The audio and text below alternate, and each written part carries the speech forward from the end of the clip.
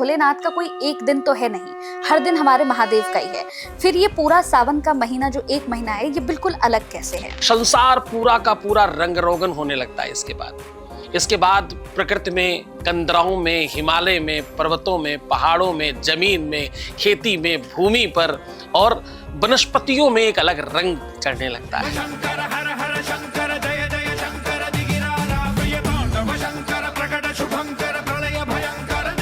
एक सनातनी के लिए कावड़ के क्या नियम होने चाहिए? जब कोई सनातनी कावड़ लेके निकलता है तो किन नियमों का उसे पालन करना चाहिए?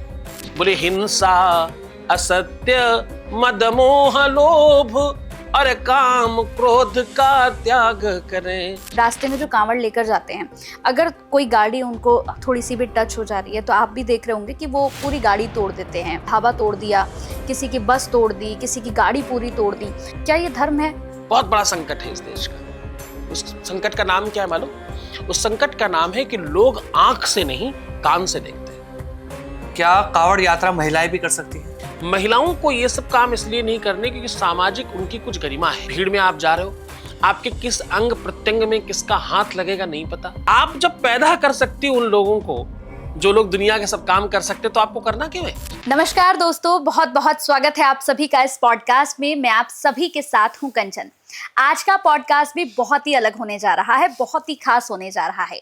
दरअसल सावन का महीना चल रहा है, श्रावण मास चल रहा है। ये पूरा महीना श्रद्धा का महीना है। कहते हैं हमारे भोले बाबा इतने मासूम हैं, इतने ज़्यादा सीधे हैं कि हमारे भोले बाबा किसी भी चीज़ से बड़े प्रसन्न हो जाते हैं। बस आपके अंदर जो भाव है, जो श्रद्धा है, वो पवित्र होनी चाहिए। आज हम श्रावण मास पर ही बात करने वाले हैं कि आखिर हमारे शिव को, हमारे महादेव को क्या कुछ पसंद है और इस श्रावण मास के अंदर ऐसे कौन से ग्रह हैं जो जाग जाते हैं और ऐसे कौन से ग्रह हैं जो शांत हो जाते हैं। ये पूरा महीना हमसे क्या कुछ कहता है। बात धर्म पर भी होगी और बात धर्म को लेकर आज हम आगे भी बढ़ाएंगे। बहुत से ऐसे सवाल होंगे जिन सवालों का उत्तर हमारे खास आज मेहमान देने वाले हैं इस पॉडकास्ट में। तो चलिए फिर इसे शुरू करते हैं। बहुत इंटरेस्टिंग, बहुत ही अच्छा होने वाला है आज का पॉडकास्ट, अंत तक जरूर देखिएगा। शुरू कर रही हूँ। हमारे साथ हमारे खास जो मेहमान हैं, बहुत ही खास हैं। आपके यहाँ पर मैं उनकी मुलाकात आपसे कराने जा रही हूँ। हमारे साथ अनंत श्री विभूषित श्रीमद जगत गुरु रामानंदाचार्य स्वामी सतीशा आचार्य जी महाराज, जो कि प्रेमेश्वर पीठ महर्षि आश्रम के पीठाधीश्वर भी हैं। बहुत बहुत स्वागत है महाराज श्री आपका। बहुत आभार। इस धर्म यात्रा में आपने हमें अवसर दिया कि मैं कुछ और लोगों को धर्म से संबंधित कुछ बता सकूं, कुछ कह सकूं। धर्म प्रचार की इस यात्रा मुझे अपने मंच को साझा करने का अवसर दिया, इसके लिए आपको बहुत आभार, धन्यवाद। बिल्कुल। और धर्म को लेकर मैं आज बहुत सारे आपसे प्रश्न पूछने जा रही हूँ महाराज श्री यहाँ पर, क्योंकि बहुत से लोग धर्म को लेकर अलग अलग तरह की आजकल प्रतिक्रियाएं दे रहे हैं और बहुत कुछ हम देख भी रहे हैं। लेकिन सबसे पहले शुरुआत मैं सावन से ही करूंगी कि सावन का जो महीना है, ये पूरा महीना महाराज श्री ये इतना ज्यादा मतलब पवित्र क्यों माना जाता है? कहते हैं कि भोलेनाथ का कोई एक दिन तो है नहीं, हर दिन हमारे महादेव का ही है। फिर ये पूरा सावन का महीना जो एक महीना है, ये बिल्कुल अलग कैसे है? देखिए, इसको आप और थोड़ा महत्वपूर्ण तरीके से समझिए। श्रावण का महीना प्राकृतिक तौर पर, प्राकृतिक रूप से ये गुरु मंत्र है। ये गुरु शिष्य की परंपरा का आधार मंत्र है।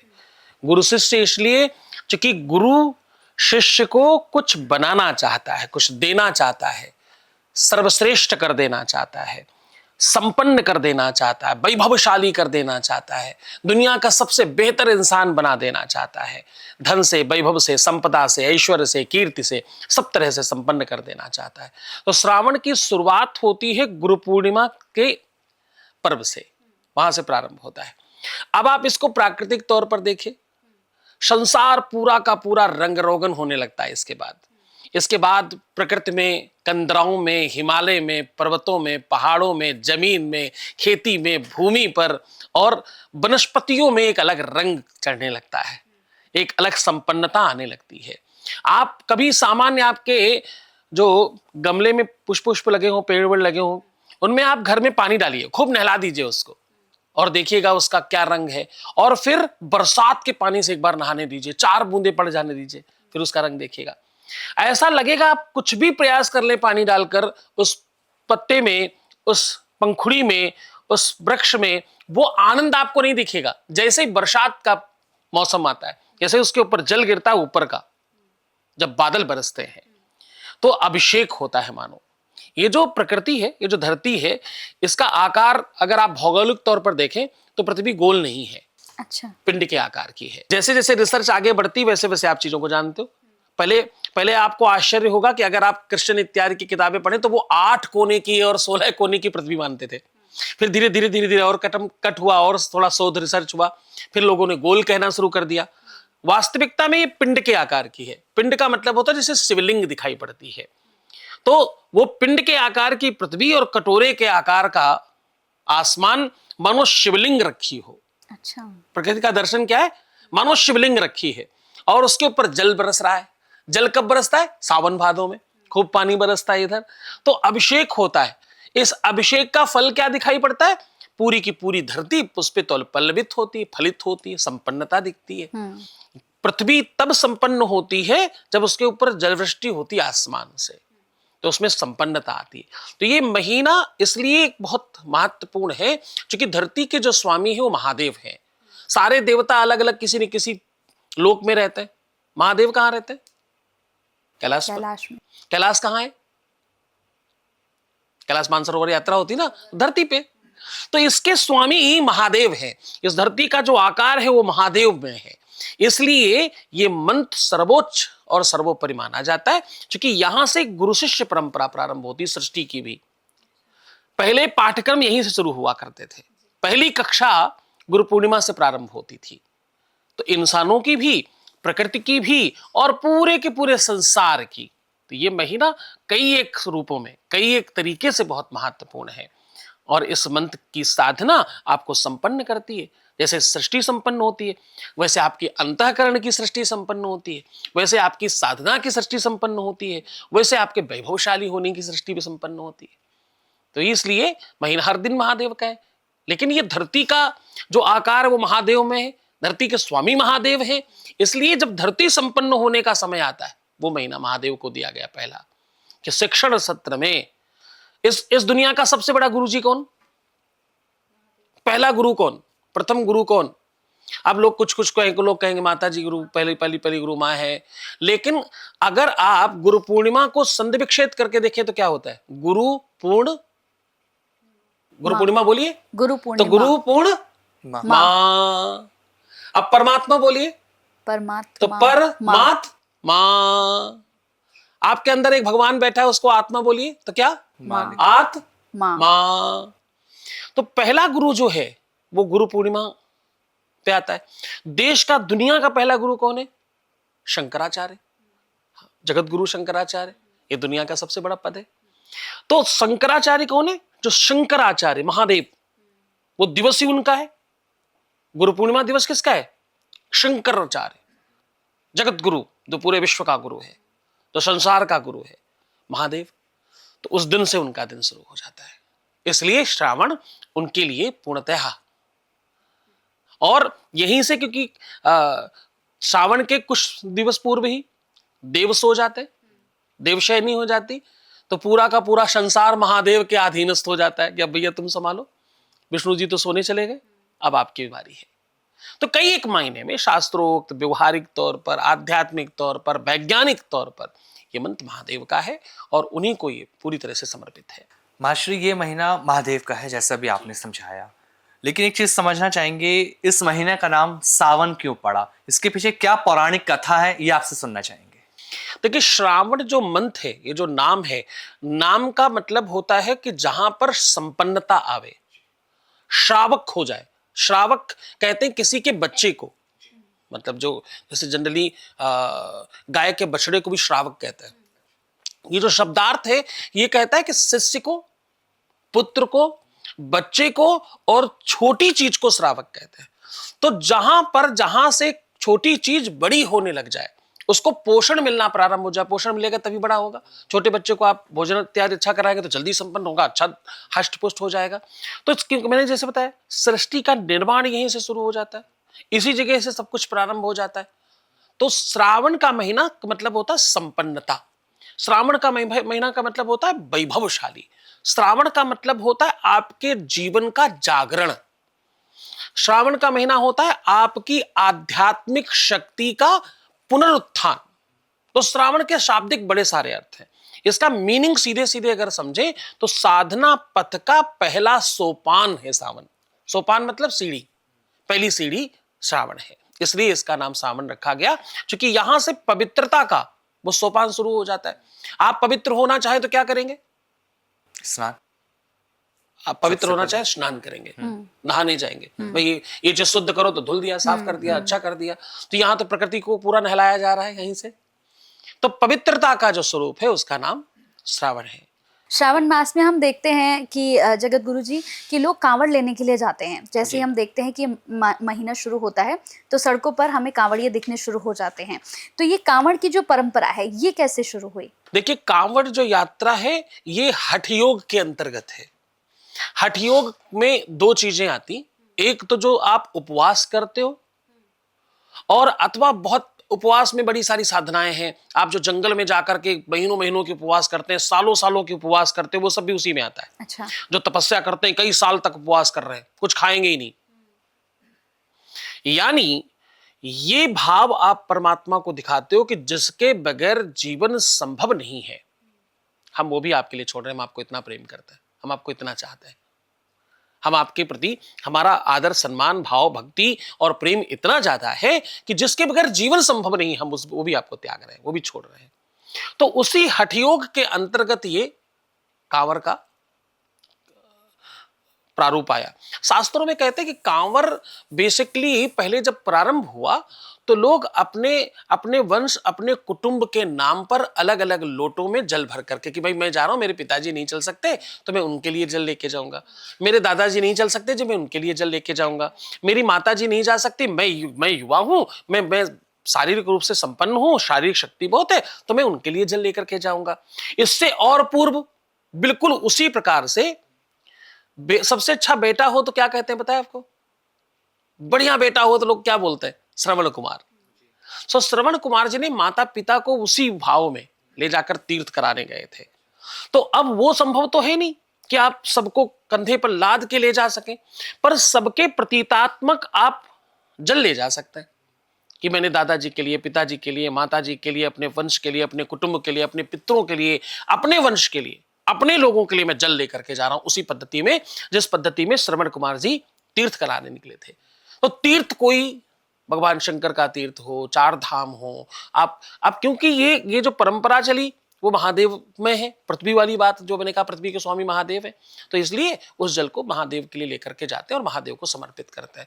उसमें ऐसी मान्यता है कि आपके मनोरथ तो सिद्ध हो ही जाते हैं, आपके मनोरथ के साथ साथ एक और महत्वपूर्ण चीज ठीक हो जाती, आपके कुल परंपरा में लगा हुआ दोष समाप्त हो जाता है, आपके पूरे के पूरे वंश कुटुंब को उस तीर्थ में जाने का लाभ प्राप्त हो जाता है घर बैठे बैठे। तो कांवर की जो परंपरा है वो पूरे के पूरे वंश, पूरे पूरे कुटुंब और पूरे के पूरे वसुधैव कुटुंबकम की भावना से है। महाराज जी, एक और सवाल है। जैसे कांवड़ की ही हम बात कर रहे हैं, आपने बताया कि क्यों लेकर जाते हैं, लेकिन आजकल हम देख रहे हैं जैसे रास्ते में जो कांवड़ लेकर जाते हैं, अगर कोई गाड़ी उनको थोड़ी सी भी टच हो जा रही है तो आप भी देख रहे होंगे कि वो पूरी गाड़ी तोड़ देते हैं और पूरी तोड़फोड़ मचा देते हैं। अभी हाल ही की 1-2 दिन की घटनाएं तो ऐसी हैं कि ढाबा तोड़ दिया, किसी की बस तोड़ दी, किसी की गाड़ी पूरी तोड़ दी। तो क्या ये भक्ति है, क्या ये धर्म है महाराज जी कि आप जो है मतलब किसी की गाड़ी तोड़ दो, किसी की रोजी चल रही है आप उसे तोड़ दो, क्या ये धर्म है? देखो, बहुत सारा कुप्रचार हुआ। मैं आपको अगर ऐसे पूछूं कि कपड़ा फैलाने के लिए क्या चाहिए, तो आप क्या कहेंगे? कपड़े सुखाने के लिए क्या चाहिए? रस्सी चाहिए। रस्सी चाहिए? हाँ। नहीं, धूप चाहिए। तो आपने ऐसा इसलिए कहा क्योंकि हमने आपको ऐसे इशारा किया। बहुत सारे बीच में मध्यकाल में ऐसे कुप्रचार हो गए, प्रचार नहीं कुप्रचार हो गए। उस कुप्रचार का प्रभाव हमारे उन युवाओं पे पड़ गया जो धर्म को पढ़ते नहीं, सुनते हैं। इस देश की बहुत बड़ी संकट, बहुत बड़ा संकट है इस देश का। उस संकट का नाम क्या है मालूम? उस संकट का नाम है कि लोग आंख से नहीं कान से देखते हैं। कहां से देखते हैं? कान से। कान से देखते हैं। कान से नहीं देखा जाता। कान से सुनना चाहिए, आंख से देखना चाहिए। लेकिन 99.9% sir, what I am saying, 99% लोग कहां से देखते हैं? कान से। कान से। वो आपको पता है वो जो आपके साथ वाली एंकर है उसका चक्कर चल रहा है मालूम? ओ माय गॉड, सच में? अब वो बेचारी सामने से आई, हम तो उसको वैसे देख रहे हैं। आहा, उस बेचारी को पता ही नहीं है, उसको मालूम ही कुछ नहीं है ऐसी कोई ही एक बात। ये बहुत विडंबना है। लोग कान से देख रहे हैं, आंखों से देखना चाहिए। उस कान से देखने की परंपरा के कारण कितना कुप्रचार हुआ है। पुरानी फिल्मों को याद करो, जितना कोई अमीर आदमी है वो दुष्ट होगा और जितना गरीब आदमी होगा वो हीरो होगा। हीरो होगा तो गरीबी होगा, अमीर हीरो नहीं हो सकता कभी भी। किसी भी फिल्म में अमीर हीरो हो ही नहीं सकता, किसी सूरत पे नहीं हो सकता। मतलब क्या है? गरीबी रहो, क्योंकि हीरो रहना है। हर कोई हीरो बनना चाहता है, विलन कौन बनना चाहता है? तो मतलब गरीबी में रहना ये हमें सिखा दिया गया। हम कुली हैं तो हीरो हैं। अरे ये कोई बात है साहब? हमें अमीर बनने का शौक क्यों नहीं है? हमें अमीर बनने की ललक क्यों नहीं है? हमारे ऊपर क्या थोप दिया गया और हमने चुपचाप ले लिया? जितना अमीर आदमी है वो तो केवल खून पी करके ही बड़ा हो सकता है और कोई तरीका ही नहीं है। ये सच है क्या? ये रियल है क्या? कोई धर्म प्रवीण व्यक्ति अच्छा बिजनेस करे, व्यापार करे तो बड़ा आदमी नहीं हो सकता? बिल्कुल हो सकता है। लेकिन नहीं दिखाया गया। दिखा के एक आदमी नहीं, सालों साल यही दिखाया गया। कोई मुस्लिम है तो वो अच्छा ही होगा, कोई हिंदू है तो वो बुरा ही होगा। कोई, आप जातिगत कैसे अच्छा और बुरा कह सकते हैं? जो अच्छा है वो अच्छा है और जो बुरा है वो बुरा है। जो बिल्कुल संस्कृत में बात कर रहा है, शुद्ध हिंदी में बात कर रहा है, वो चंपू होगा। शक्तिमान देखिए, उसमें एक चंपू है, श्रीमान जी मैं आपसे वार्तालाप करने की स्थिति में अभी नहीं हूं, तत्परता के साथ मैं आपसे पुनः वार्ता संस्थापित करूंगा। अब ये जो भाषा बोल रहा है वो कौन है? वो चंपू है। गंगाधर है। उस पे हंसना चाहिए, वो हंसने की चीज है। अरे मतलब फिर संस्कृत पढ़ना ही नहीं है, फिर क्यों पढ़ना? ऐसी चंपू चीज क्यों पढ़नी है? यो चीज पढ़नी है जिसमें FUCK बोला जाए अपनी बेटियों के सामने, अपनी बहनों के सामने, अपने परिवार के सामने। वो संस्कृति यो है जिसमें दिव्यता है। वो तो चंपू है। वो कैसे? उसमें कोई स्वैग ही नहीं है, उसमें कोई स्टाइल ही नहीं है। तो ये सब क्या किया गया? थोपा गया। ऐसी ही एक चीज थोप दी गई जिसका ये प्रमाण है जो आप कह रहे हो। भगवान शंकर तो चिलम पीते, ऐसी बड़ी फोटोएं बनाई गई, ऐसी कई पिक्चरें क्रिएट की गई और कई तरीकों से इस बात को आपके अंदर थोप दिया गया कि वो तो चिलम पीते, वो तो चरस पीते, वो तो भांग खाते, वो तो भंगेड़ी है। अब वो खाते तो भगत भी खाएंगे। उन मूर्ख भक्तों को पूछो कि वो तो जहर भी पीते। विष पिया था, पी के दिखाओ। तुम भी शुरू करो भाई। उन्होंने पूरा 2-4 कटोरा पी लिया, 2-4 बूंद ही पी लो तुम, तो सत्यानाश ही हो जाएगा। कहने का सीधा तात्पर्य यह है कि आप अपने जीवन में क्या देख रहे हैं और क्या सुन रहे हैं, दोनों में भेद करना पड़ेगा और समझ कर आगे बढ़ना होगा। कान से नहीं देखना है, आंख से देखना है। भगवान शंकर चिलम नहीं पीते, ऐसा कहीं पूरे विश्व में कहीं लिखा नहीं है, किसी शास्त्र पुराण में नहीं है। पर आपको हजारों फोटोएं मिल जाएंगी, कोई विरोध करने वाला नहीं इस बात का नशे से जोड़कर कि आपके भगवान को, आपके ईश्वर को, आपके सर्वोच्च परमात्मा को, जो देवाधिदेव महादेव है, उसको भांग और धतूरा और मतलब चिलम में दिखाया जा रहा है। उसका मतलब ही नहीं पता। उसका मतलब केवल इतना है, विशस्व विषमौषधम। जब उन्होंने विष पान किया था तो उस विष को काटने के लिए दूसरा विष परमात्मा को भक्तों ने समर्पित करना शुरू किया, क्योंकि जब आप कोई एक विष लेते हो तो उसको काटने के लिए दूसरा विष ही औषधि के रूप में, ये वैज्ञानिक समझ सकते हैं, ये आयुर्वेद के लोग समझ सकते हैं। आपको सर्प अगर काट ले तो आपको पता उसको उसकी दवाई क्या है? दूसरा विष, दूसरा जहर उस जहर को काटता है। तो वो जहर उन्होंने पिया था, इस कारण से ये सारी चीजें उनके पास रखी गई दवाई के रूप में, ना कि वो उनको भंगेड़ी और गंजेड़ी बना दिया गया। तो साहब वो कुप्रचार है। उसको प्रचार के प्रभाव में आकर कुछ युवा बच्चे उसके नशे के लत में पड़कर ये सब काम करते हैं। ये बिल्कुल ना तो कांवरियों का पक्ष है, ना किसी भक्त का पक्ष है, ना किसी सनातनी का पक्ष है। कोई ऐसा नहीं करना चाहता। हमारे सनातनी सब सहिष्णु है। हमारे यहाँ तो वो भाव है, हमारा काम फूल चढ़ा के होता है। हमारा जल चढ़ा के काम होता है, आरती दिखा करके, गले लगा करके, नमस्ते करके, प्रणाम करके काम चलता है। हम लड्डू खिलाने वाले लोग हैं, मीठा खिलाने वाले हैं, हर हर छोटी छोटी बात पर मुंह मीठा कराने वाले लोग हैं। तो हमारे यहाँ तो इसी से काम चलता है। हम सब लड़ाई झगड़ा दंगा फसाद वाले तो लोग ही नहीं है। ये तो कुप्रचार ने हमारे ऊपर ये थोप दिया, ये डाल दिया कि तुम ऐसे बन जाओ। ये हमारा स्वरूप नहीं है और ये बिल्कुल गलत है। कोई भी कांवरिया अगर ऐसा कर रहा है तो उसकी साधना समाप्त हो जाती है। कोई कांवरिया ऐसा नहीं करेगा। जो जानकार कांवरिये हैं वो ऐसा नहीं करेंगे, क्योंकि कांवरिया स्वयं भगवान शिव हो जाता है उस समय पर। वो उस समय इंसान नहीं रहता, वो महादेव है। तो उसको उस समय कोई नशा करना, एक तरफ आप व्रत कर रहे हो, एक तरफ आप उपवास कर रहे हो, एक तरफ आप जल नहीं तीर्थ का जल लेकर के जा रहे हो, तो आप तो उस समय भगीरथ हो गए। आप लेके जा रहे हैं, गंगा को कोई लेकर के आया था, आज वो अवसर आपको मिल रहा है, आप जहर खाते घूमेंगे, आप झगड़े करते घूमेंगे। इससे आपकी साधना नष्ट होती है। ये बहुत अच्छा नहीं है, ये बिल्कुल ठीक नहीं है, ये धर्म विरुद्ध है, ऐसा नहीं करना चाहिए। महर्षि, एक सनातनी के लिए कावड़ के क्या नियम होने चाहिए? जब कोई सनातनी कावड़ लेके निकलता है तो किन नियमों का उसे पालन करना चाहिए? देखिए, कांवरियों के लिए 7 चीजों का पहले परित्याग लिखा गया है। कांवरिया स्वयं भगवान हो जाता है, कांवरिया स्वयं ईश्वर हो जाता है। नियम तो ये तक है कि कांवरिया जब निकले तो उसके पूरे घर परिवार वालों को उसके प्रणाम करना चाहिए, उसके पैर धुलने चाहिए। जगह जगह वो अवसर मिले, उन कांवरियों के पैर धोए जाएं, ये प्रमाण है। और ऐसा करने पर क्या मिलेगा? ऐसा करने पर सारे तीर्थों का फल उस इंसान को मिलेगा जो कांवरियों का पैर धोएगा। अच्छा, लेकिन कौन से कांवरिये का? कांवरिया कौन होना चाहिए? ये तो एक तरफ की बात हो गई कि कांवरियों को भगवान मानो, कांवरिये का स्वागत भगवान की तरह करो, कांवरियों को विश्व के सर्वश्रेष्ठ व्यंजन खिलाओ, बढ़िया जगह जगह भंडारे लगाओ। कांवरिये का स्वागत सर्वश्रेष्ठ स्थिति में होना चाहिए। आपने पिछली बार देखा कि माननीय मुख्यमंत्री जी ने ऊपर से पुष्पों की वर्षा करी, भगवान मान करके उनको ईश्वर तुल्य स्वागत किया गया। ऐसा तो भगवान का स्वागत होता है। अब कांवरिये के नियम क्या है? कांवरिये का नियम यह है कि बोले हिंसा, असत्य, मद मोह लोभ और काम क्रोध का त्याग करें। क्या?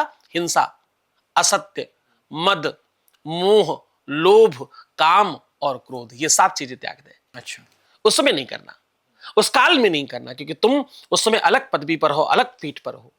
जब मुझे जगत गुरु बनाया गया तो बोले रामानंद स्वयं रामो प्रादुर्भूतो महीतरे, तुम स्वयं राम हो गए हो, तुम स्वयं भगवान हो गए हो। अब इस मत के सारे साधु मुझे भगवान की तरह मानते हैं, ईश्वर की तरह मानते हैं। मुझे सिंहासन पर बिठाते हैं, मेरा दंड, मेरा छत्र, मेरा चमर साथ में मेरे चलता है। अब ये तो शूटिंग है, क्योंकि यहाँ पे अव्यवस्था है तो यहाँ कर नहीं सकते। लेकिन ये सब के बाद अब मेरी भी तो जिम्मेदारी है, अब मेरी भी तो, मुझे सब कुछ प्राप्त हो गया। अब मेरा धर्म क्या है?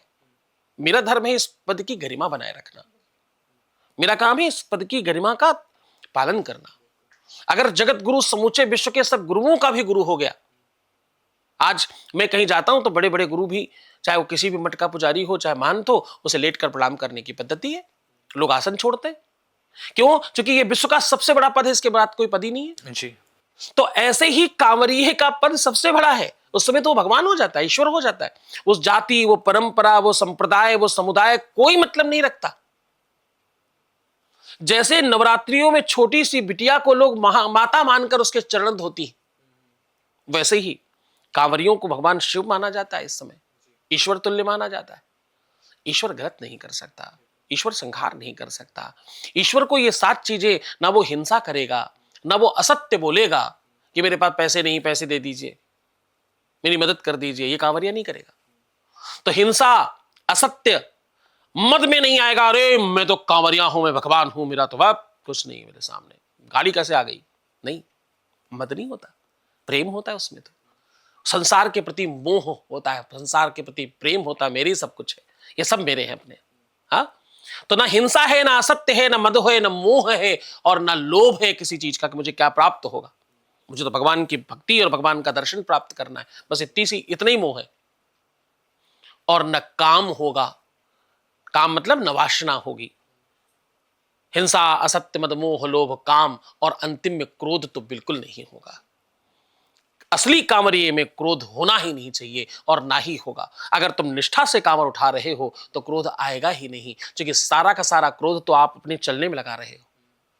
इतनी मेहनत, इतना परिश्रम करोगे कैसे अगर क्रोध होगा? तो ये आप कर ही तब पाएंगे जब आप सब समाप्त करेंगे। यहां तक कि आप कुछ लोग तो पैरों में चप्पल नहीं पहनते, बिल्कुल नंगे नंगे पैर पैर चलते नंगे हैं। पैर चलते हैं बेचारे।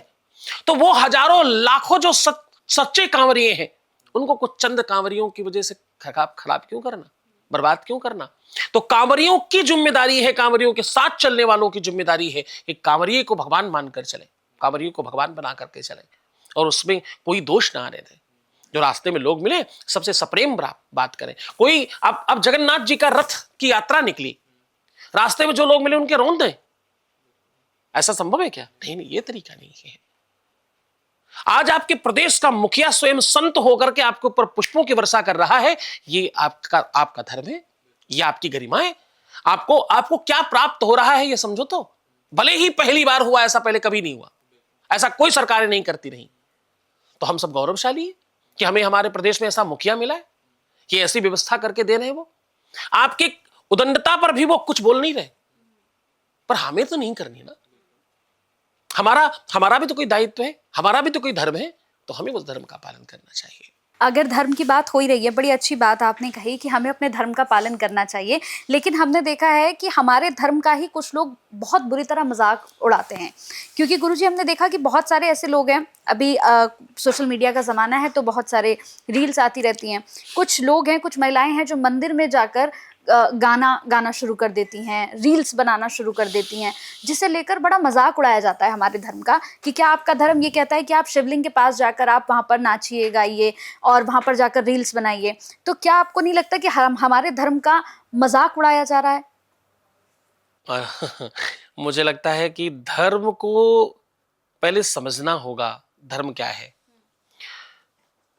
धर्म केवल टीका चंदन पूजा पाठ यज्ञ अनुष्ठान या किसी को उपदेश करना धर्म नहीं है। धर्म आपके निष्ठा का नाम है। पति धर्म, पत्नी धर्म, वर्कर का धर्म, कार्यकर्ता का धर्म, राज धर्म, देश धर्म, प्रदेश धर्म, पुत्र का धर्म। जो जिस पद पर है उस व्यवस्था का धर्म का निर्वहन करना, उस व्यवस्था का काम करते रहना सही तरीके से धर्म है। धर्म क्या कहता है कि हम अपना काम निष्ठा से करें।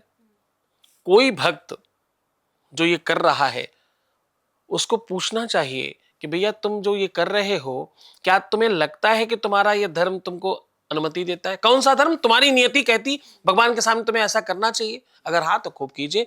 और करने वाले से ज्यादा दोषी वो है जो उसको देख रहा है, क्योंकि प्रोत्साहन कौन दे रहा है? जिस रील पर व्यूज नहीं आएगा कल कौन बनाएगा? कोई बनाएगा। मेरे एक बड़े अच्छे मित्र हैं, कवि हैं, उन्होंने एक अच्छी कविता लिखी है, मुझे बड़ी पसंद आई। वो दिन भर रील बनाती है, पढ़ती नहीं पढ़ाती है, बेटी के ऊपर लिखा उन्होंने, और बड़ी अच्छी कविता है ये। अंतिम में वो पूरी की पूरी कविता का सारांश ये है कि एक गरीब बाप की बेटी, उस पिता ने किस्तों पे लेकर के बेटी को मोबाइल दिया ताकि वो पढ़ सके, तो वो पढ़ती नहीं पढ़ाती है, दिन भर रील बनाती है। वो रील बनाने लग गई, अंत में कोई पंचर वाला लड़का उसको पसंद आया उसी रील को बनाते हुए, और उस रील को देख करके बड़े बड़े बूढ़े लोग आनंद ले रहे हैं, जबकि उनकी पौत्री और उनकी नाती के एज की बिटिया है। चाहे तो वो उसको अनसब्सक्राइब कर सकते हैं, ब्लॉक कर सकते हैं, कमेंट कर सकते हैं, अथवा रोक सकते हैं उसको, लेकिन लोग ये भूल जाते हैं कि आज हम किसी दूसरे की बिटिया और पौत्री पुत्री को देख रहे हैं, कल लोग हमारे यहाँ भी देखेंगे। आपकी बेटी जितनी शरीफ दिख रही है वो होगी कि नहीं ये दूसरों से पूछो, तुमको थोड़ी पता है। जैसे दूसरों वालों को तुमको पता है, वैसे तुम्हारे वाले को दूसरे को पता है। तो कुछ भी सुधारने के लिए हमको भी सुधरना होगा। उस कविता का अंत का सारांश ये है कि वो बेटी गलत व्यक्ति से विवाह कर लेती है और अंत में जाकर नहर के किनारे एक बक्से में कटी पड़ी मिलती है। तो पिता अपनी बेटी के 100 के बाद भी कुछ और तो नहीं कर रहा, पर अभी भी उस मोबाइल की किस्त चुका रहा है। उसका सारांश मुझे बहुत पसंद आया कि आज हर घर में ये हो रहा है। रील का प्रभाव क्या है? बननी चाहिए कि नहीं बननी चाहिए? बिल्कुल बननी चाहिए। अगर कोई कंस्ट्रक्टिव काम कर रहे हो 100% होना चाहिए, पर इसका प्रभाव क्या है? इसका बड़ा प्रभाव वो है कि आप वो इनहेल कर रहे हो जो तुम्हारे जीवन को बर्बाद कर रहा है। पहला, आज ही आप सब अपने अपने मोबाइल में स्क्रीन टाइम चेक करना। तो आपको पता चलेगा जितनी देर तुम काम करते हो उससे कहीं ज्यादा टाइम तुम रील्स देखकर अपना टाइम बर्बाद कर रहे हो। तो बच्चों, तुम्हारे जीवन में जितना भी समय है उसको रील देखकर बर्बाद करोगे, अमीर कौन बनेगा? तुम तो गरीब ही रह जाओगे। तुम तो रील देख रहे हो, रील देखने के पैसे तो मिलते नहीं। सही बात। देखने जिसको तुम देख रहे हो उसको भले थोड़े पैसे मिल रहे हो, तुमको तो नहीं मिल रहे। तो तुम गरीब रह जाओगे अगर तुम रील देख रहे हो, क्योंकि कोई भी व्यक्ति आजकल 2-4 घंटे से कम रील नहीं देखता।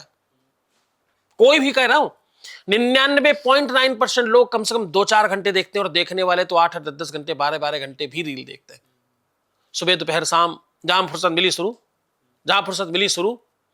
और इसका दूसरा प्रभाव क्या है? तुम जो देखोगे, जो सुनोगे, जो खाओगे, जो पियोगे, जो छुओगे, वही महसूस करोगे और वही बन जाओगे। गलत चीजें देखने के बाद क्या होता है? आपके ऊपर प्रभाव पड़ता है, फिर आपका शरीर एक्टिव होता है उस तरह से, और उसी प्रकार की सोच डेवलप होती। आज मान लीजिए आपने किसी फिल्म में रोते हुए किसी इंसान को देखा, कोई ऐसा सीन देखा जिसमें रोने का भाव है, आप कितने ही कम भावुक हो, आप रोने लग जाएंगे, जबकि आपको पता है नौटंकी चल रही है, आपको मालूम है कि ये नाटक चल रहा है, फिर भी आप रो देंगे। तो इसका मतलब क्या है? इसका मतलब जो तुम देखते हो उसका सीधा प्रभाव आप पर पड़ता है। तो भैया, गलत चीजें देखोगे, गलत प्रभाव पड़ेगा, माइंड में गलत चीजें आएंगी, फिर क्या होगा? आगे जाकर के कहीं कोई कटा मिलेगा, कोई ड्रम में मिलेगा, कोई बक्से में मिलेगा, कोई नदी में मिलेगा, कोई कटा पड़े में मिलेगा। तो क्या होगा? यही सब तो होगा। जो देख रहे हो वही सब कुछ आपके माइंड में चल रहा है, वही दिमाग में चल रहा है।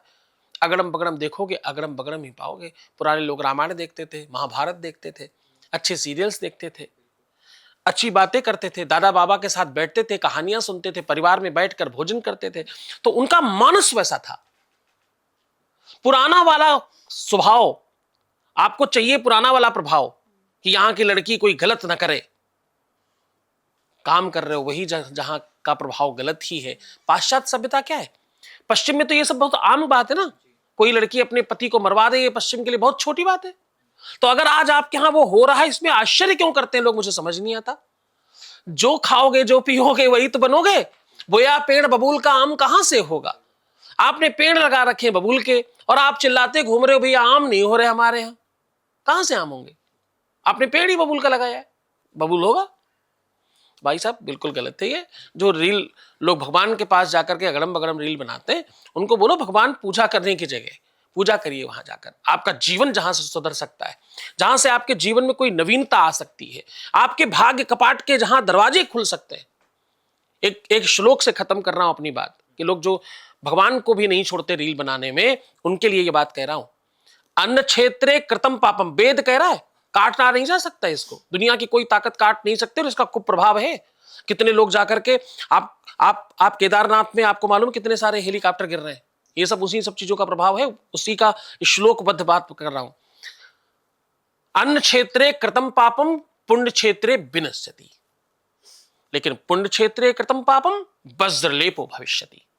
जो आप सामान्य जगह पाप करते हो, वो जो आप मंदिर, तीर्थ अथवा किसी साधना पथ पर जाते हो, तो वो समाप्त हो जाते हैं।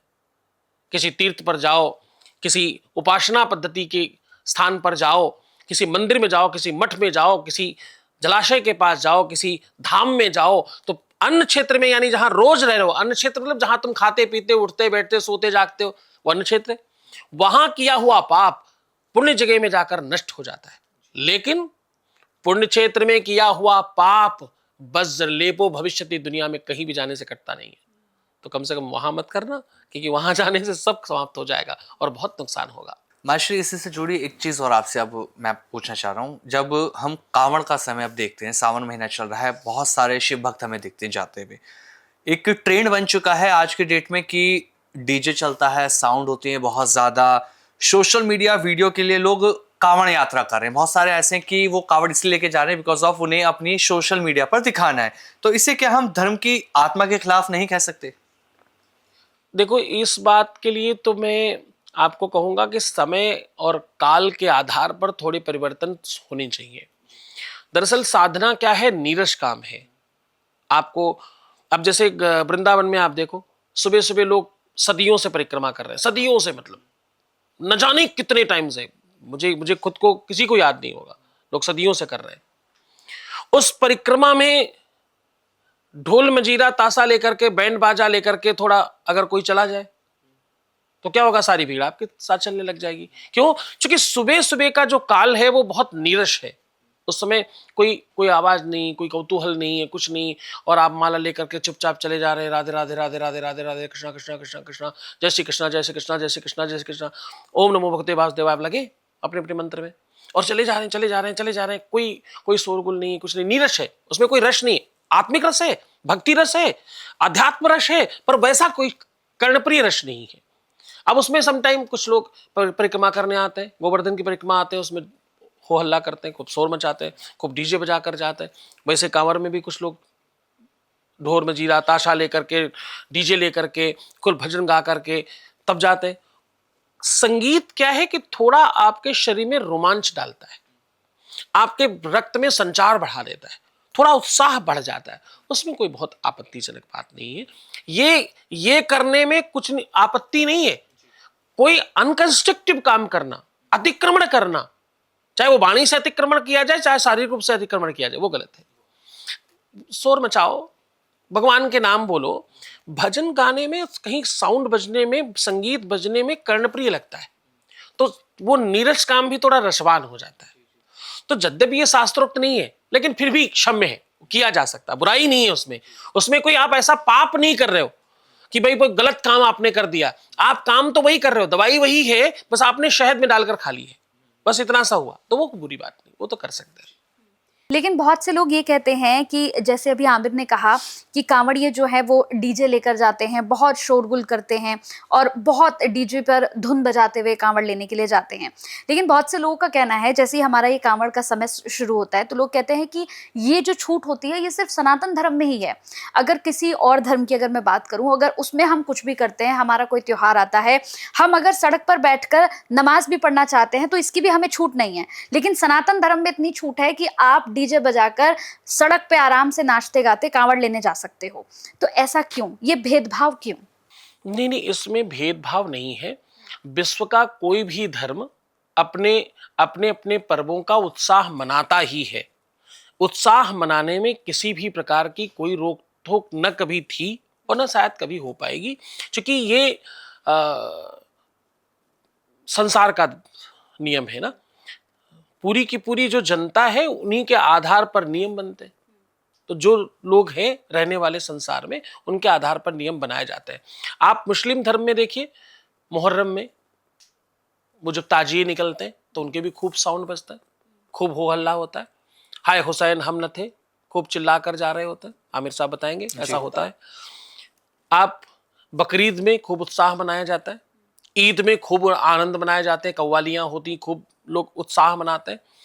आप क्रिश्चियन धर्म में देखिए, वो लोग वो एक अलग तरीके के उनका साजबाज होता है, उसको बजा करके यात्राएं निकालते हैं जीसस मैरी और उसके लिए। आप सिखों में देख लीजिए, गुरु ग्रंथ साहब की जब यात्रा निकलती तो खूब कीर्तन नृतन करते हुए लोग जाते हैं, उनके हाथ नगर कीर्तन और ये सब बड़ा बंधा हुआ है। विश्व का कोई भी ऐसा धर्म, विश्व का कह रहा हूं, इंडिया का नहीं, विश्व का कोई भी ऐसा धर्म नहीं जिसमें उत्साह मनाना नहीं बताया गया हो। उत्साह मनाते ही हैं सारे, अतिक्रमण सब में मनाए। अब वो मुहर्रम में तुम तलवारें लेकर के निकलो तो मना करना पड़ेगा ना, किसी को लग गई, किसी को कुछ हो गया, आप अतिक्रमण क्यों करना भाई? तलवार लेकर निकलना, भाले कलशी लेकर निकलना, पूरे सड़कें जाम कर देना, लोगों को मारना काटना गलत है ना। मेरे कांवरियों के लिए जैसे मैंने कहा कि वो अतिक्रमण कर रहे हैं तो गलत है, वैसे उनके लिए भी गलत है। तो दुनिया में कोई भी अतिक्रमण कर रहा वो क्षम्य नहीं है, वो सरकारें भी नहीं क्षम्य करेंगे, ना कोई संसार का संत, ना जगत गुरु, न शंकराचार्य और ना ही कोई सरकार इसके लिए कैसे आपको अलाउ करेगी। आप अतिक्रमण ना करें, अपना धर्म सहिष्णुता से, दिव्यता से, जो आपके नियम है वो सब मनाइए। सड़क पर नमाज पढ़ना मना नहीं है, अतिक्रमण मना है।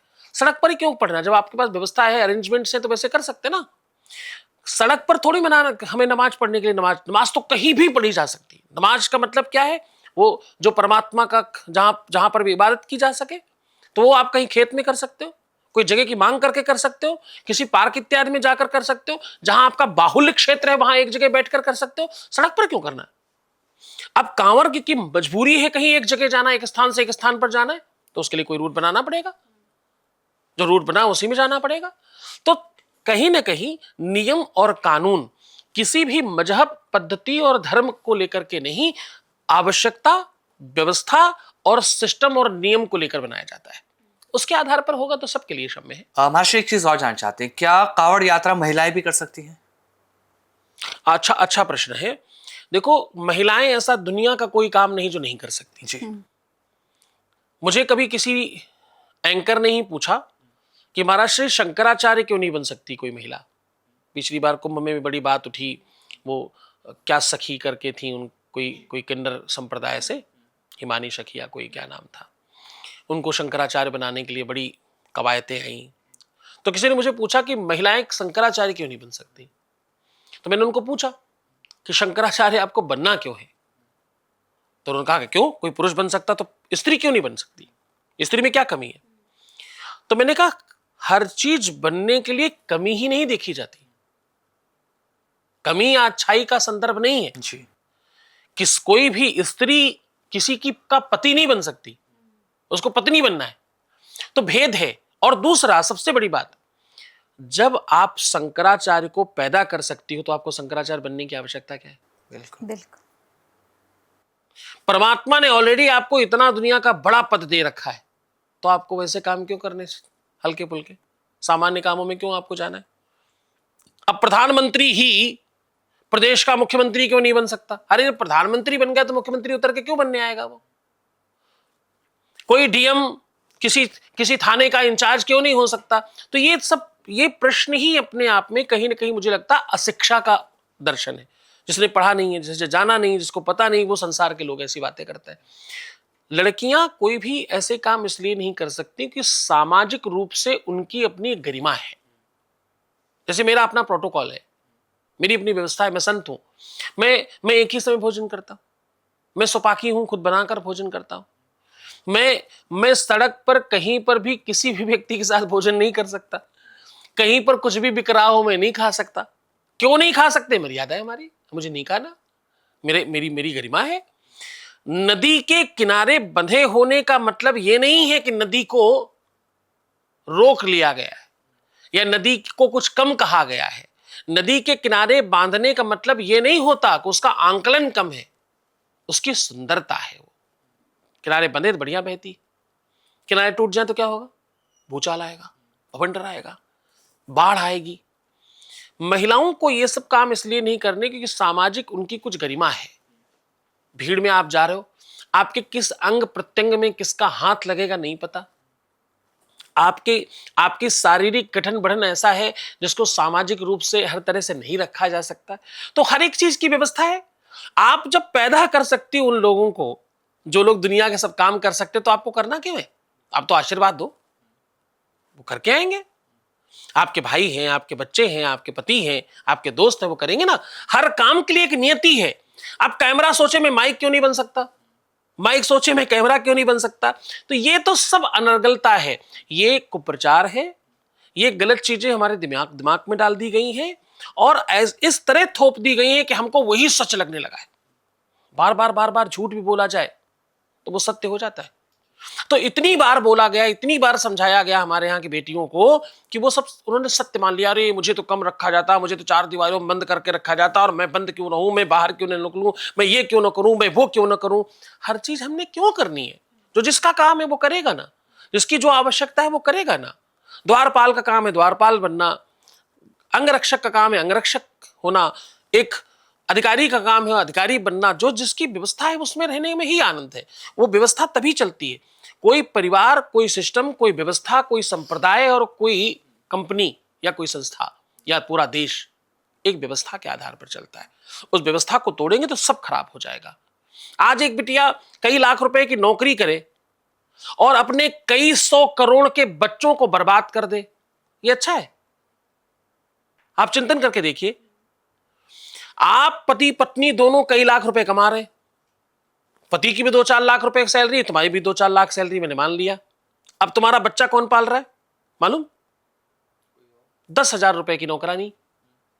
तो वो 10,000 की नौकरानी का बुद्धि विवेक, उसका सोच, उसका विचार, उसकी चिंतन, उसकी प्रणाली, उसकी शिक्षा, उसका ज्ञान 10,000 वाला ही होगा। तो ध्यान रखना, तुम्हारा बच्चा उसी लेवल पे बनेगा जैसा उसका है। तो जब तुम उसके बच्चे को ये सोच लेना कि ये क्या बनेगा, वही तुम्हारा बच्चा बनेगा, क्योंकि मैक्सिमम टाइम तो वो उसके साथ रह रहा है। तो कई सौ करोड़ रुपए की संपत्ति तुमने बर्बाद कर ली, और मान लीजिए वही 2-4 लाख का नौकरी न करके तुमने परिवार संभाल लिया होता, बच्चे संभाल लिए होते, तो क्या होता? आपके घर में आईएएस पैदा होता, आपके घर में कोई विशिष्ट राजनेता पैदा होता। क्यों? क्योंकि उसको परवरिश देने वाली जो मां है वो कई लाख रुपए मंथ की सामर्थ्य रखती है, उसकी क्षमता अकूत है, वो उस क्षमता को उसमें लगाएगी। तो जिस क्षमता को जहां लगाना चाहिए वो कम नहीं है कोई। अगर उस बात को हम किस नजरिए से देख रहे हैं, 6 को 9 देखो कि 9 को 6 देखो, आपकी नजरिया है, आपकी नजरें हैं। वो 2-4 लाख रुपए में दूसरों के यहां अपन टाइम खराब करें, अथवा अपने लाडलों को, अपने बच्चों को सर्वश्रेष्ठ बनाकर खड़ा कर दे, उनको ऐसा बनाकर खड़ा कर दें कि सारा वो 50 लाख, 2 करोड़, 6 करोड़, 10 करोड़ की सैलरी लेकर के आए, पर मंथ 10 करोड़, 20 करोड़ रुपए कमा कर लेके आए। इसमें क्या बुराई है? और मैं तो बहुत ज्यादा बता रहा हूं, कितनी तो ऐसी बेटियां हैं जो 20-25 हजार में नौकरी कर रही हैं, पर बच्चे को नहीं पालना। अच्छा, बच्चे को नहीं पालना यहां तक भी सामान्य है, सास भी नहीं होनी चाहिए घर में। बच्चा कौन पालेगा मूर्खों? बच्चे को कौन संभालेगा? तुम्हारी संतति को कौन संभालेगा? तुम्हारे भविष्य को कौन संभालेगा? एक सास की 2-4 बातें सुन लेने मात्र में तुम्हारे अपने लाडले को क्या प्राप्त होने वाला, तुम क्यों नहीं सोच पा रहे हो? मैं माना तुम्हारी सास बुरी है, मैं मान लेता हूं थोड़ी देर के लिए, बुरा तो कोई होता ही नहीं, आपकी नजरिया में बुरा है, पर सोच कर देखिए कि उसकी 2-4 बातें सुन लेने पे तुम्हारे लाडले को कितना लाड प्यार मिलेगा, उसको उसे संवर्धन कितना मिलेगा। और या तो कहो कि तुम्हारा पति खराब है जिसको उसने पाला है। एक प्रोडक्ट जिस कंपनी का ऑलरेडी सुपर हिट है, उस कंपनी को तुम खराब कह रहे हो? हाँ उसको कह रहे हो कि ये बेकार है, कैसे पॉसिबल है? तो साहब, चिंतन, सोच प्रणाली, वो कुप्रचार, उससे बाहर आने की आवश्यकता है। हम लोग हिंदुस्तानी, सनातन धर्म सब चिल्ला रहे हैं, मान कहां रहे? मानना भी तो है। हम बदलेंगे तो जग बदलेगा, हम बदलेंगे तो संसार बदलेगा। हमको तो अमेरिका वालों की तरह रहना है, पर वहां का कुप्रभाव कौन लेगा? जो तुम आज एसी चला के यहां पर बैठे, एसी का कुप्रभाव कौन लेगा? अपन नहीं लेंगे ना। एक गांव में काफी सारे लोग रहते थे। एक बड़ा भगत था, उसने भगवान को कहा, भगवान मेरे संकट ज्यादा है, मेरे संकट बहुत बड़े, आप एक काम करो, हमारे बगल में गुप्ता जी रहते हैं, हमारे वाले उनको दे दो, उनके वाले हमारे उनको दे दो। तो भगवान ने कहा ठीक है, कल एक काम करो, पूरे गांव के लोग अपना अपना संकट की पोटली बना करके मंदिर में लेके आना, फिर जिसको जो समझ में आए ले जाना उठा करके, जिसकी चाहो तुम उठा लेना। ऐसा किया गया। 150 लोग गांव में रहते थे, सब अपनी अपनी संकट की पोटली बना करके लेके आए। अब जब पोटलियां निकलने लगी घर से, तब पता लगा, अरे बाप रे, इसके घर की इतनी बड़ी पोटली, ये तो बड़ा खुश दिखाई पड़ता था। अच्छा, इसके घर की, अरे बाप रे बाप, ये तो ट्रक में लेके आ रहा है। तो लास्ट में ये हुआ कि जिन्होंने भगवान से कहा था कि मुझे किसी और का संकट दे दो, मेरा वाला किसी और को दे दो, वो बोले नहीं भाई, मेरा ही बहुत है, मैं तो अपने में ही संतुष्ट हूं, मुझे अपनी वाली पोटली दे दो, मेरी तो सबसे छोटी है। कम से कम मैं अपने संकटों को डील करने की ताकत तो रखता हूं, क्षमता रखता हूं। मुझे पता तो है मेरे घुटने में दर्द होता है, तो मुझे मालूम है भैया फलाना तेल में लगा लेता हूं, ठीक हो जाता है। अब दूसरे का क्या पता वो क्या करता है, उसको क्या संकट है। हमारे तो घुटने में दर्द था, उसको घुटना ही नहीं था। हमारे तो दर्द ही था, उसको तो घुटना ही नहीं है। तो वो लेकर मैं क्या करूंगा? जब उनकी नींद खुली तो उन्हें लगा स्वप्न में हो, लेकिन वो स्वप्न उनको जागृत कर गया। तो जीवन में आप दूसरों को देख करके, अमेरिका वाले को देख करके आप कैसे जीवित रहोगे भैया? उसका संकट भी आपको पता करना पड़ेगा। जब वो रंगे चुंगे घूम रहे हैं, वो जीन्स पहनकर घूम रहे हैं, तो आपको यह समझना पड़ेगा वो लालायित है धोती पहनकर घूमने के लिए। पूरे इस्कॉन को आप देखिए, कितने अंग्रेजों को यहाँ धोती कुर्ते में घुमा रहे, लड़कियां उनकी धोती और बढ़िया वो पहनकर घूम रही, टीका चंदन लगा के घूम रही। हमारे यहाँ की लड़कियां यो बनी घूम रही। आप सोच के देखिए ना साहब, जिनको तुम बेहतर मान रहे हो, वो तुम्हें फॉलो कर रहे हैं, तुम उनको फॉलो कर रहे हो। कुप्रचार है ये मात्र हमारे ऊपर थोपा गया अरेंजमेंट है। हमारे यहाँ के बच्चे निर्वस्त्र होते जा रहे हैं धीरे धीरे, उनके यहाँ के बच्चे सवस्त्र होते जा रहे हैं धीरे धीरे। परिवर्तन है, इसको रोकना होगा, इस पर काम करना होगा। यहां फिर अगेन कह रहा हूं, आंख से देखा करो और कान से सुना करो, लोग कान से देखते हैं और आंख से सुनते हैं, बहुत गलत है। जैसे अगर हम बात ही कर रहे हैं इसकी, तो एक और चीज़ मैं पूछना चाहूँगी। हम देख रहे हैं कि अमेरिका की ही चीज़ों को लोग फॉलो कर रहे हैं। वहाँ पर एक चीज़ चलती है कि रिश्तों को लेकर ना, वहाँ पर जगत गुरु जी, वहाँ रिश्तों को लेकर लोग इतना सोचते नहीं हैं। आज शादी हुई है, कल अगर रिश्ता अच्छा नहीं चल रहा है तो वो छोड़ते हुए ज़्यादा दिमाग नहीं लगाते। तुम्हारी मेरी नहीं बन रही है, हम तुम्हें छोड़ रहे हैं।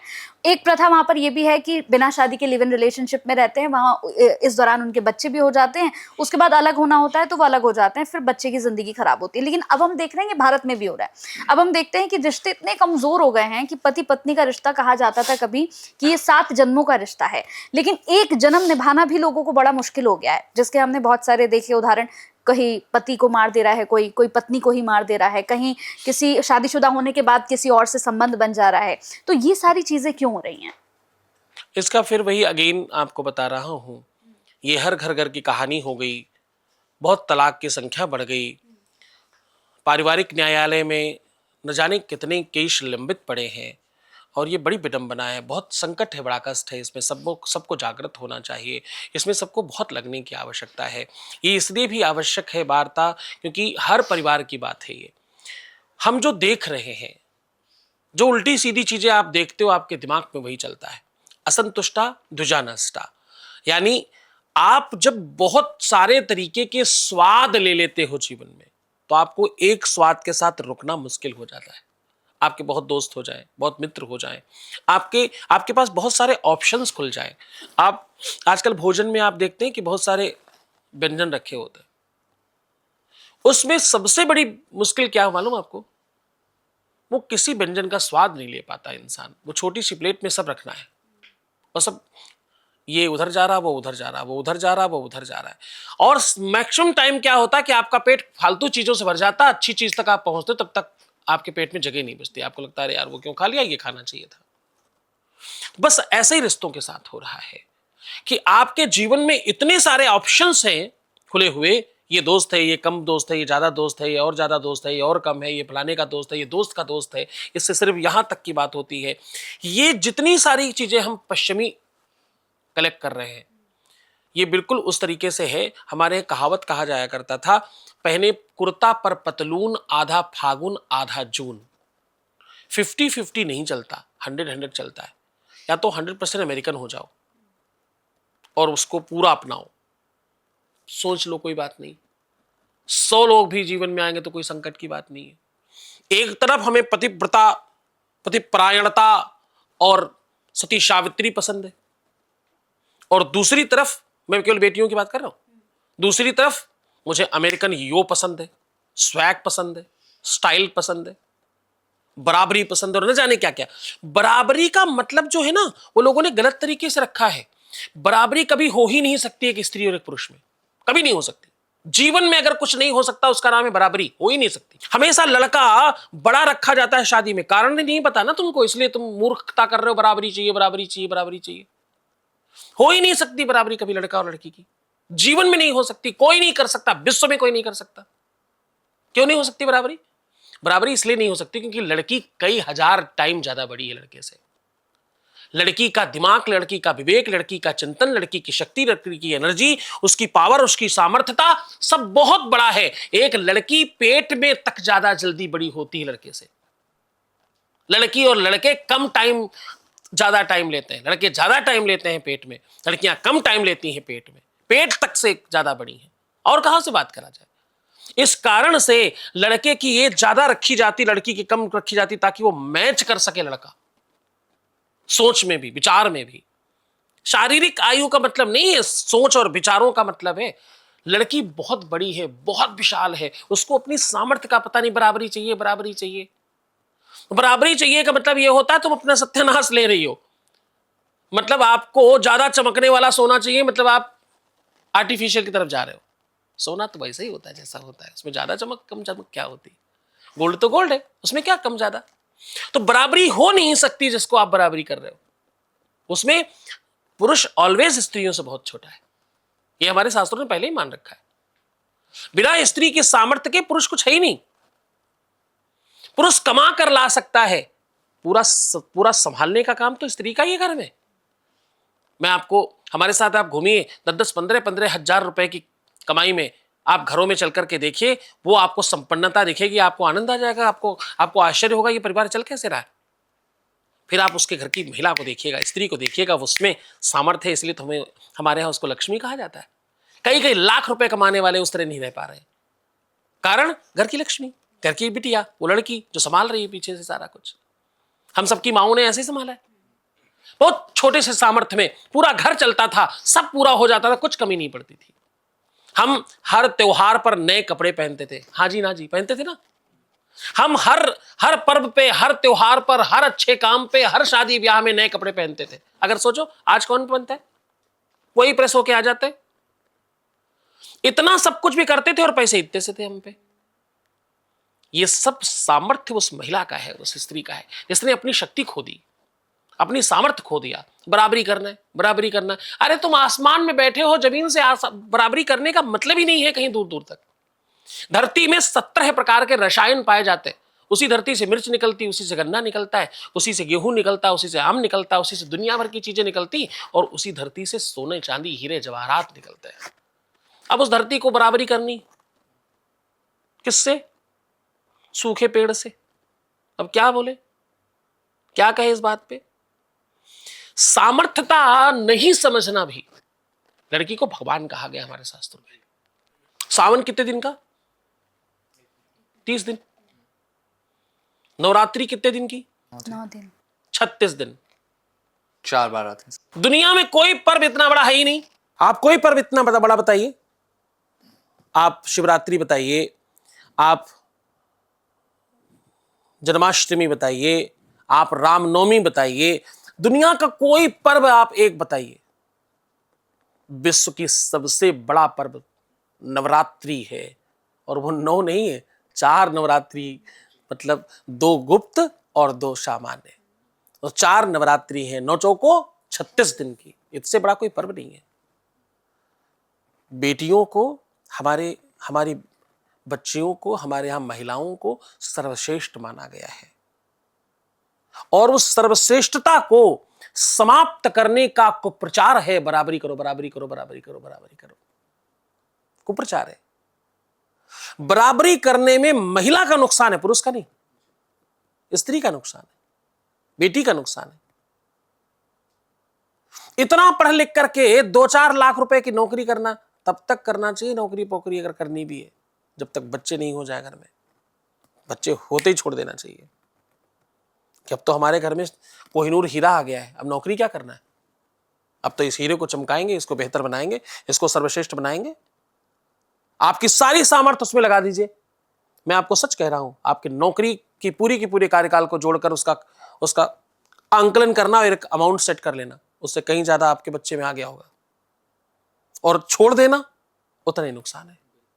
तो इकोनॉमिकली भी आपका बहुत ज्यादा डेंट है अगर आप ये सब चीजों में भागते हो और आप बराबरी करते हो। तो आपका वो जो सामान्य प्रश्न था कि बेटियां क्यों नहीं कर सकती, बेटियां इसलिए ये सब नहीं कर सकती कि उनके पास बहुत नौकर हैं करने के लिए, बहुत सारे लोग हैं, भाई हैं, पिता है, दोस्त है, बच्चा है, पति है, सब करने वाले लोग। अच्छा माँ जी, एक चीज़ और संक्षिप्त में मैं आपसे समझना चाहूँगा। ये बहुत सारे लोग कहते भी हैं कि सावन के अंदर महिलाएं शिवलिंग को स्पर्श नहीं कर सकती, ये कितना सच है? अच्छा देखो, ये अगेन एक कुप्रचार है।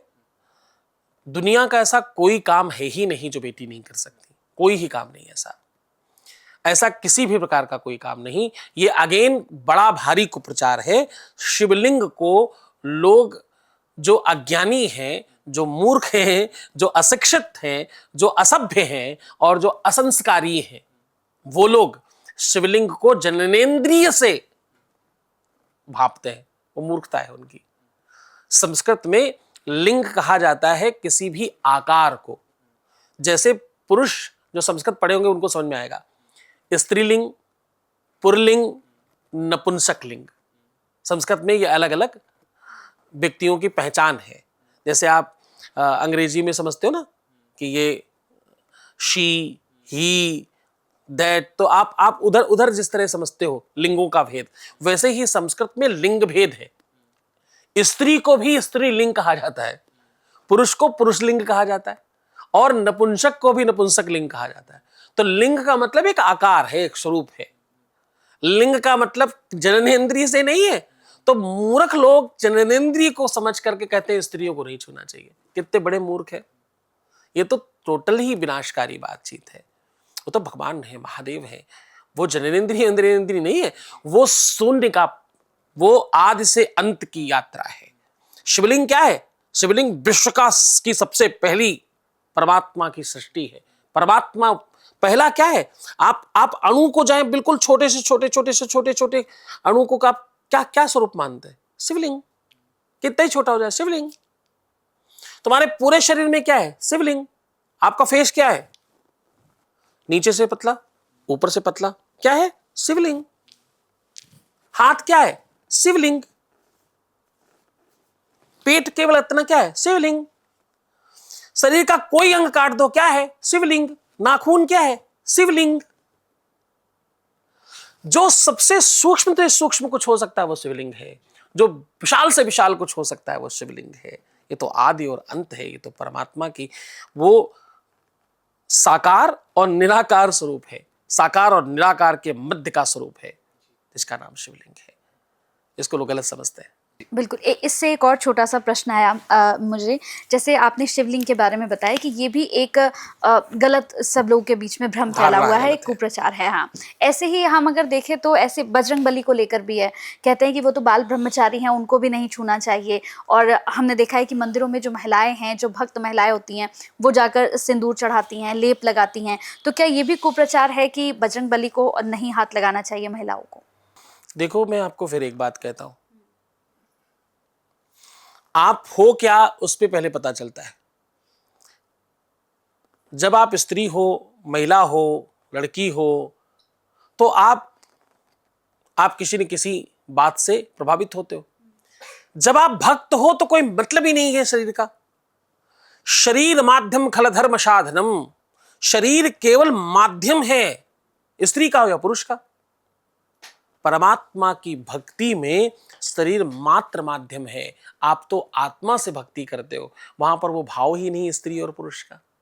एक बार मीरा से किसी ने कहा, वो दर्शन करने गई बिहारी जी का, तो पुजारी ने कहा कि यहां केवल पुरुष प्रवेश होता है, यहां स्त्रियों का प्रवेश वर्जित है। तो मीरा ने कहा, नहीं, मुझे एक बार दर्शन करने दो मेरे गुरुधर के, ऐसे मत करो। उन्होंने कहा, नहीं, यहां पुरुष ही जाते हैं, स्त्री नहीं जाती। तो उन्होंने एक पत्र लिखा, बोले ये पत्र अंदर जाकर के गोसाई को दे देना, मैं बाहर बैठी हूं, अगर वो कहेंगे तो अंदर आऊंगी, नहीं तो मैं चली जाऊंगी, कोई बात नहीं। वो पत्र लेकर अंदर गया, बाहर भाग कर आया। साथ में पत्र के पत्रवाहक तो आया ही, साथ में वो गोसाई भी भाग कर आया और मीरा को हाथ जोड़ करके अंदर लेकर के गया और दर्शन कराया। सबने पूछा, उस पत्र में लिखा क्या था ऐसा कि गोसाई का दिमाग खुल गया, उसने नियम तोड़ दिया। तो पता चला उस पत्र में एक लाइन लिखी थी कि मुझे तो पता था दुनिया में एक ही पुरुष है, ये दूसरा पुरुष कौन है जो अंदर बैठा है। अब इसका मतलब क्या हुआ? भगवान कृष्ण गीता में कहते हैं कि पुरुषों में पुरुषत्व में हूं, धातुओं में स्वर्ण में हूं, धातु नामस्मि कांचनम, हाथियों में ऐरावत में हूं। तो बोले कि जो अंदर बैठा है वो तो सबके एक है। अंदर बैठा हुआ तो परमात्मा क्या कह रहा है कि सब में मैं बैठा हूं, सब में मैं हूं। वो हमारी बहन में भी है, आप में भी है, हमारे अंदर भी है, कैमरामैन में भी है, सबके अंदर वही बैठा है। तो जब सबके अंदर, मकान के अंदर बैठने वाला मालिक एक है, तो ये मकान की आकृति देखने वाला कौन है? मकान के बाहर के आवरण से ये कौन पता कर रहा अंदर का मालिक कौन है? मालिक तो सबका एक है, तो स्वामी तो एक ही हो गया। तो जब स्वामी एक है तो ये दूसरा पुरुष कौन बैठा है अंदर जो पूजा कर रहा है? जब पुरुषों में पुरुषत्व चला गया तो बचा क्या? खोखा, खोखा बचा ना केवल। तो ये दूसरा खोखा अंदर क्या कर रहा है जो पूजा कर रहा है? तो जब वो खोखा जा सकता तो ये खोखा क्यों नहीं जा सकता? तो अपन सिर्फ खोखा है, सिर्फ वो डब्बा है, डब्बे के अंदर जो सामग्री रखी उससे परिचय होता है। भगवान की चर्चा में, भगवान की, ये सब इंसानी परंपरा है, स्त्री और पुरुष। इस पर एक और रिसर्च है, डबलिस करके एक रिसर्चर हुआ बाहर यूरोप में, उसने रिसर्च किया। एक वो क्या होता है, मुर्गी, मुर्गी के बच्चे को पैदा होते ही गुब्बारे के साथ रख दिया और उसी गुब्बारे के माध्यम से उसको जो भी खाना पीना मिलता था मिलता रहा। आश्चर्य यह हुआ कि वो बच्चा मुर्गी का उस गुब्बारे को ही अपनी मां समझने लग गया। जिधर गुब्बारा जाता उधर जाता। उससे ज्यादा आश्चर्य यह हुआ कि वो बड़ा होने के बाद भी उसी को अपनी मां समझता रहा। तो रिसर्च ने यह कहा कि आप वही समझते हो जो आपको बचपन से बताया जाता है, जो दिखाया जाता है, जो सिखाया जाता है। शारीरिक गढ़न बढ़न भी आपको बताई जाती है, अन्यथा आपको नहीं पता चलेगा। कितनी ऐसी कथाएं हैं कि शेर भेड़ियों के साथ बड़ा हुआ, भेड़ बनकर के दौड़ता रहा, वो सोचता मैं भेड़ ही हूं, मैं तो यही हूं। वो गायों के साथ फिरता रहा, वो सोचता रहा मैं गाय ही हूं। बाद में उसको कालांतर में किसी ने बहुत हिलाया डुलाया और समझाया कि तू तो भाई शेर है, तो अलग है, तो मेरे जैसा देख। वो ऐसे जैसे पानी में ले जाकर के दिखाया। तो ये सब बातें क्या बताती हैं? ये सब हमारी आपकी सोच है। ये स्त्री है, ये पुरुष है, ये अच्छी है, ये बुरी है, इससे विवाह हो सकता है, ये तो भोगने की वस्तु है। स्त्री भोग की वस्तु नहीं है, स्त्री संभोग की वस्तु नहीं है केवल। स्त्री तो संयोग की वस्तु है, स्त्री तो परमात्मा साधना की व्यवस्था है। तुलसीदास जी को एक स्त्री ने तो फटकार कर साधु बना दिया, भगवान से मिला दिया। जो बड़े बड़े गुरु कई जन्मों तक नहीं कर सकते, वो कोई भी स्त्री कुछ पलों में, कुछ क्षणों में कर सकती है। एक स्त्री के द्वारा डांटा हुआ व्यक्ति उतनी सामर्थ्य पा जाता है जितनी घर वाले, परिवार वाले, वंश कुटुंब वाले जीवन भर डांटते रहे तो वो प्रभाव नहीं पड़ता। जो सबसे ज्यादा उदंड हो जाता है हमारे यहाँ पुरुष, तो गांव में लोग कहा करते थे भैया इसको शादी कर दो, जल्दी विवाह करो इसका, वही सुधारेगी आके। यानी जो स्त्री कर सकती वो कोई नहीं कर सकता। स्त्री बड़ी परम तत्व है, वो कुछ भी कर सकती है।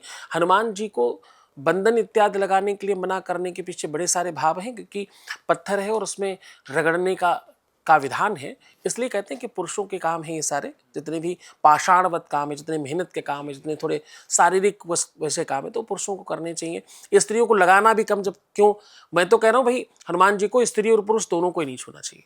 पुजारी को तो पुजारी से लगवाओ, जिसका काम है, उसे पता है, उसे मालूम है। आप क्यों जबरदस्ती ऐसे काम कर रहे हो? ये सब ज्योतिषियों ने भंडार कर रखा है, जो ज्योतिषियों ने बर्बाद कर रखा है देश को। हमारे देश की संस्कृति को खराब करने में जितना इस्लामिक व्यवस्था का हाथ है, जितना पाश्चात्य सभ्यता का हाथ है, जितना अंग्रेजों का काम है, जितना क्रिश्चियनों का काम है और जितना बाकियों का काम है, वामपंथियों का जितना काम है, उससे कई ज्यादा बड़ा हाथ ज्योतिषियों का है। और वो भी वो वाले ज्योतिषी जो 15-15 दिन के कोर्स करके ज्योतिषी हो जाते हैं। आता जाता कुछ नहीं, एक ही चीज पता है, किसी तरह तुमको डरा दें और तुमसे पैसे ठग लें, बस इतना सा आता है। ज्योतिष बुरी नहीं है, ज्योतिष तो शास्त्र है। ज्योतिष बड़ा भारी विशेष व्यवस्था है। ज्योतिष वो साधन है जिससे कुछ भी पाया जा सकता है। वेद कहता है, वेद चक्षु किलेदम स्मृतम ज्योतिषम श्रेष्ठता चांग मध्योत तेनोच्चते संयतो पीतरे कर्णनाशाद भी चक्षुषांगे नहीनो न किंचित करा। कहते शास्त्रों का, वेदों का नेत्र है ज्योतिष, पर लोग पढ़ते तो है नहीं। वो 15 दिन का कोर्स कर लिया, लग्नेश पंचमेश द्वितीयेश ये सब जान लिया, दशा वशा देख ली, बस शनि आया तुम्हारा खराब ही है, राहु आ गया अब तो खराब ही चल रहा सब। अरे भैया शनि राहु केतु राजयोग कारक भी होते हैं।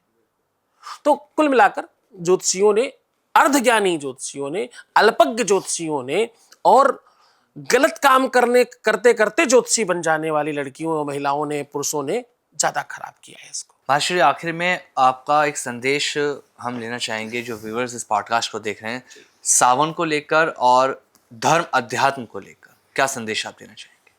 श्रावण को लेकर के दो महत्वपूर्ण बातें। भगवान शंकर का अधिक से अधिक जलाभिषेक करें, पंचामृत अभिषेक करें, अथवा अभिषेक होते हुए दर्शन भी अगर आप करते हैं तो आपको पूरे अभिषेक का लाभ मिलता है। ये जलाभिषेक, दुग्धाभिषेक, पंचामृत स्नान अभिषेक अथवा गुर्ज औषधियों के साथ में भगवान शिव का अभिषेक आपके जीवन में तमाम प्रकार की संपन्नता और आपके सुखों का आगमन का सबसे बड़ा सूत्र है। दूसरा एक बात और बताना चाहूंगा, लोग शमी को लेकर के बहुत भ्रमित रहते हैं। शमी नकली और असली अगर नहीं जानते तो आपको शमी चढ़ाने का फल नहीं मिलता। मैंने आज ही कोई महत्वपूर्ण ग्रंथ पढ़ रहा था तो उसमें शमी का परिचय लिखा है। शमी पत्र दो तरीके के होते हैं। एक वो होते हैं जिनके फूल पिंक और आखिरी में येलो और बाद में वो फिर सूख कर सफेद हो जाता है। पीले पिंक मतलब यानी गुलाबी फूल होते लंबे लंबे, और उनकी पत्तियां कैसी होती है, लंबी पत्ती और किनारे किनारे छोटी छोटी छोटी छोटी बहुत सारी पत्तियां होती। ये समी नकली समी है। असली समी 3-3 पत्तियों में होती है। इसके कई सारे लक्षण हैं देखने के, लेकिन 3-3 पत्तियों वाली जो समी मिले वो 100% असली समी है। और इसका जो फूल होता है वो वाइट और बहुत लंबा नहीं होता। इसके कांटे जल्दी टूट जाते हैं, इसके कांटे बहुत लंबे नहीं होते। तो भैया समी पत्र चढ़ाने से बहुत लाभ होता है। शमी शमयते पापम समी लोहक गंडकीम धावन अर्जुन बाणानाम शिवस्य प्रियवादिनीम। भगवान शिव को बहुत पसंद है, बहुत प्रसन्न करती है समी। शनि राहु केतु से शांति मिलती है, दुस्वप्न समाप्त होते हैं, आपके सपने साकार होते हैं, आपके जीवन में सब बुराइयां समाप्त होती हैं, पाप ताप को काटता है। लेकिन असली हो 3-3 पत्तियों वाली असली समी चढ़ाए, भगवान शिव आपका कल्याण करेगा। धर्म बस इतना सा ही है कि आप ईश्वर को ईश्वर माने। न जाने कितने ऐसे परिवार होंगे जिनके घर कई कई महीनों तक भगवान पेपर के ऊपर बैठे होंगे। जरा सोच कर देखिए, कौन ऐसा दुनिया का आदमी है कि भगवान साक्षात आ जाए तो पेपर पे बिठाएगा। तो बस भगवान को भगवान मानो। चीनी का, चिरौंजी दाने का, मिश्री का भोग लगाने के बजाय जो तुम खाओ अच्छा बुरा वो भगवान को खिलाकर खाओ। बस ये पद्धति ही भगवान की प्रेरणा और साधना है। भगवान को भगवान मानो, मूर्ति नहीं। जब आप उनको भगवान मानोगे, तुम नहाते हो, तुम धोते हो, तुम्हें कपड़े बदलने की आवश्यकता होती, तुम्हें वस्त्र बदलने की आवश्यकता होती, तुम अपने बर्तन धुलते हो बार बार, तुम अपने वस्त्र जो तुम्हारा आसन है जहाँ तुम सोते हो उसको परिवर्तित करते हो। बस उसी तरह उनका ध्यान रखो, तुम्हारे जीवन में सर्वविध कल्याण होगा, इसमें कोई संदेह नहीं। सर्वे भवन्तु सुखिनः, सर्वे सन्तु निरामयाः, सर्वे भद्राणि पश्यन्तु माँ कश्चित् दुःख भाग् भवेत्। मैं खूब आशीर्वाद देता हूँ, आप सब खूब प्रसन्न रहें, खूब आनंदित रहें, खूब आपका वैभव बढ़े, आपकी इच्छाओं की पूर्ति हो। श्रावण में महादेव की कृपा आप पर बरसे, और आपका, आपके तमाम दर्शकों का और आपकी सब टीम को बहुत बहुत धन्यवाद कि मुझे इस व्यवस्था में यहाँ आने का आपने अवसर दिया। इसके लिए आप सबका भी आपके बहुत बहुत धन्यवाद बहुत महाश्री, बहुत धन्यवाद। आप आए और इतनी ज्ञानवर्धक बातें सावन को लेकर आपने बताई। जय श्री राधे। जय श्री राम।